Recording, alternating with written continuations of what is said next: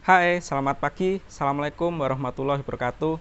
Kembali lagi di channel Muhyiddad bersama saya, Muhaditri.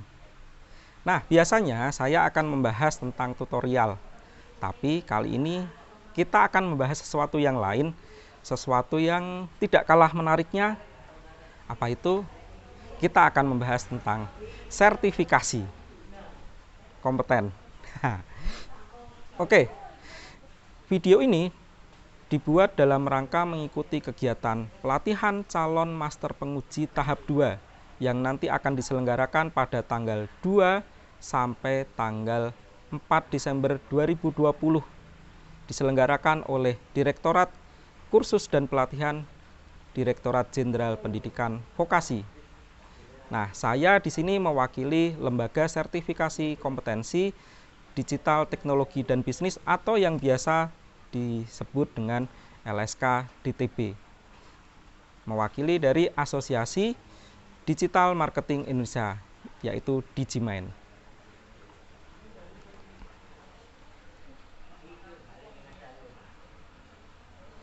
Oke, ngomong-ngomong tentang sertifikasi nih. Nah, mungkin di antara teman-teman ada yang pernah ikut yang namanya uji kompetensi. Ya. Atau mungkin teman-teman baru pertama kali ini mendengar ada istilah apa itu sertifikasi. Ya, oke, kita akan bahas dulu tentang sertifikasi dulu. Apa itu sertifikasi? Sertifikasi adalah pengakuan terhadap seseorang di mana seseorang itu mampu melakukan, memiliki kemampuan, memiliki pengetahuan dan memiliki hak dan tanggung jawab pada bidang tertentu. Hal ini sesuai dengan Undang-Undang Sisdiknas nomor 20 tahun 2003 pasal 61 ayat 3, di mana undang-undang tersebut berbunyi, sertifikat kompetensi diberikan oleh penyelenggara pendidikan dan lembaga pelatihan kepada peserta didik. Kepada peserta didik dan warga masyarakat sebagai pengakuan terhadap kompetensi untuk melakukan pekerjaan tertentu setelah lulus uji kompetensi yang diselenggarakan oleh satuan pendidikan yang terakreditasi atau lembaga sertifikasi. Nah, ketika seseorang mendaftar untuk melakukan uji kompetensi, kemudian dia dinyatakan kompeten, maka seseorang tersebut berhak mendapatkan sertifikat kompetensi. Ya. Konon ceritanya nih, sertifikat tersebut dapat dipakai sebagai modal. Modal untuk apa? Modal untuk melamar pekerjaan. Nah, topik inilah yang nanti akan kita bahas, ya, yang menarik. Apa itu? Kebutuhan Dudi terhadap lulusan yang tersertifikasi. Oke, mari kita lihat data berikut ini. Nah, dari data yang ada, ketika saya mencari sebuah lowongan pekerjaan, contohnya nih digital marketing. Nah, umumnya perusahaan-perusahaan atau Dudi meminta syarat pekerjaan, syarat pendaftar pekerjaan itu sebagai berikut. 1, ijazah, ya, baik itu SMA, SMK, maupun mungkin S1, S2 dan sebagainya. Syarat kualifikasi pendidikan formal, bukan kompetensinya. Oke. Yang kedua, biasanya diminta untuk CV, 3 portofolio, dan lain-lain. Ada syarat mungkin foto, kemudian SKCK dan sebagainya. Nah, dari data yang ada, dari data tersebut sama sekali tidak ada syarat sertifikat kompetensi sebagai syarat dalam pelamar pekerjaan. Oke. Nah, ketika kita melihat yang lain nih, misalkan lowongan CPNS, ternyata sama saja.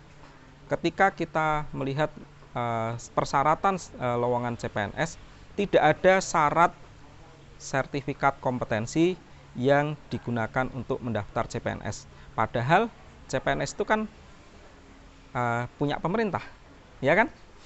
Nah, artinya di sini bisa kita simpulkan sementara ini, saat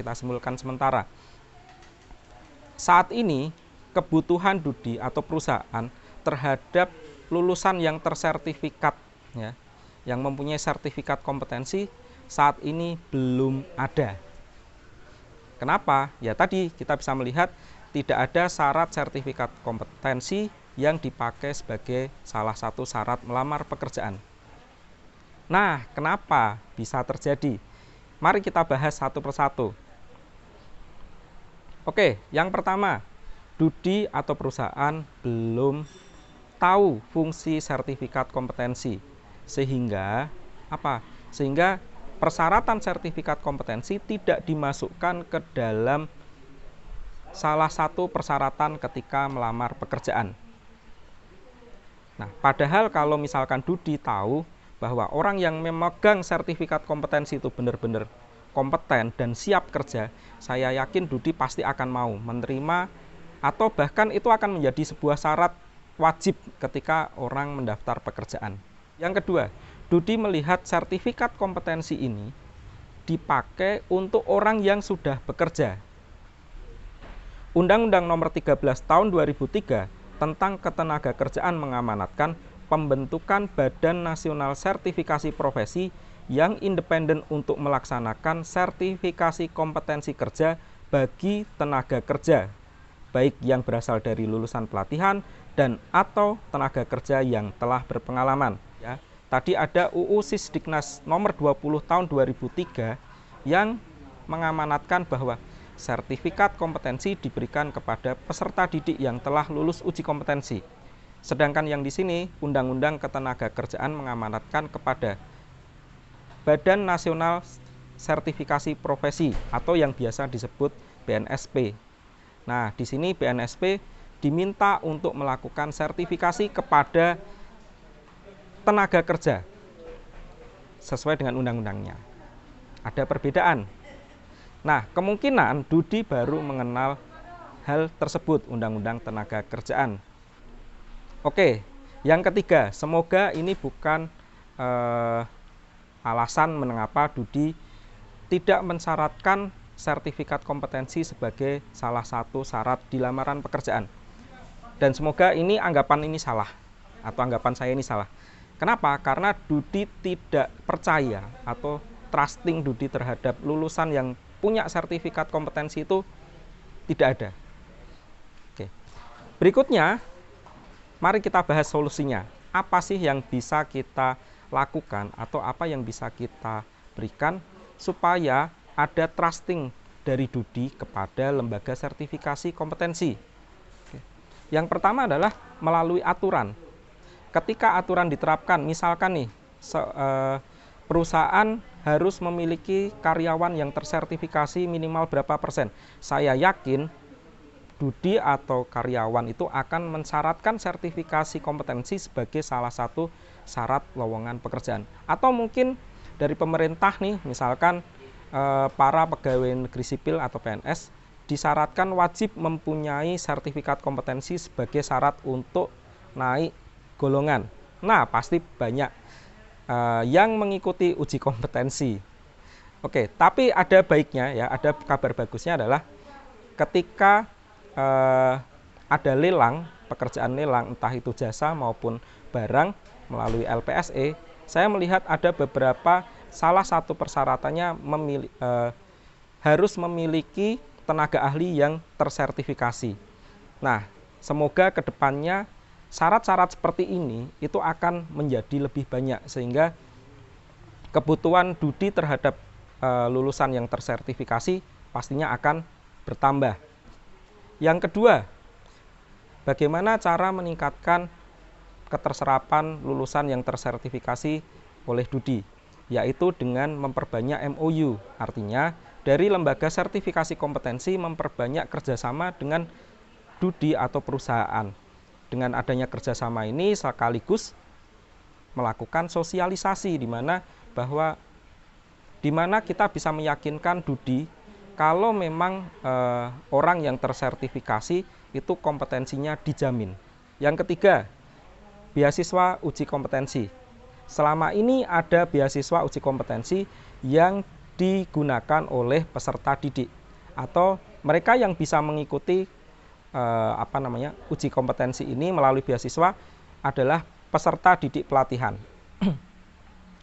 Ada baiknya saya punya usul nih, bagaimana jika sebagian dari beasiswa uji kompetensi ini diberikan kepada Dudi. Artinya apa? Ini bagian dari kerjasama sehingga Dudi bisa terlibat langsung dalam uji kompetensi. Mereka bisa melihat proses ujian itu seperti apa, kemudian hasilnya yang diharapkan seperti apa, hasil uji kompetensi seperti apa, mana yang kompeten, mana yang tidak, Dudi langsung bisa memiliki.